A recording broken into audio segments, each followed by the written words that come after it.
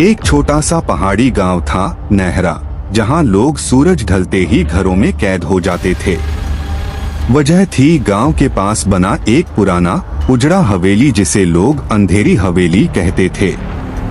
कहते हैं वहां हर रात किसी के चीखने की आवाज आती है। गांव वालों का मानना था कि वहां एक आत्मा है जो सिर्फ अंधेरे में जिंदा होती है, और जो भी रात के बाद उस हवेली में गया कभी लौटकर नहीं आया। कहानी की नायिका आर्या।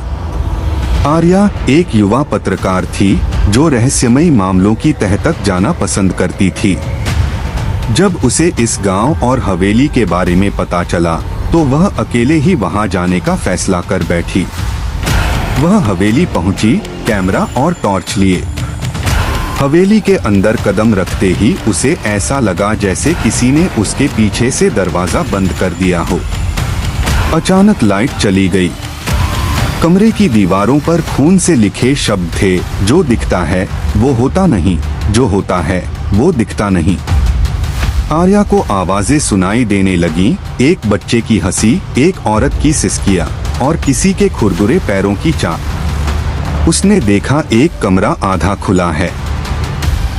जैसे ही वह अंदर गई, दरवाजा अपने आप बंद हो गया। कमरे में सिर्फ एक आईना था, लेकिन उस आईने में उसका अक्स नहीं, एक जली हुई औरत का चेहरा दिख रहा था।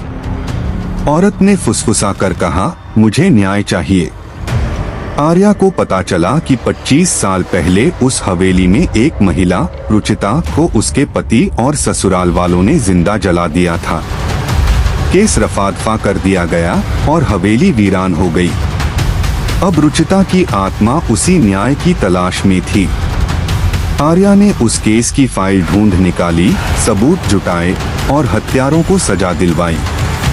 और तभी एक रात रुचिता फिर उसके सपने में आई, लेकिन इस बार मुस्कुरा रही थी। उस रात के बाद हवेली से कोई चीख नहीं आई। अंधेरे से डरना नहीं चाहिए, क्योंकि कभी-कभी अंधेरा खुद उजाले की तलाश में होता है।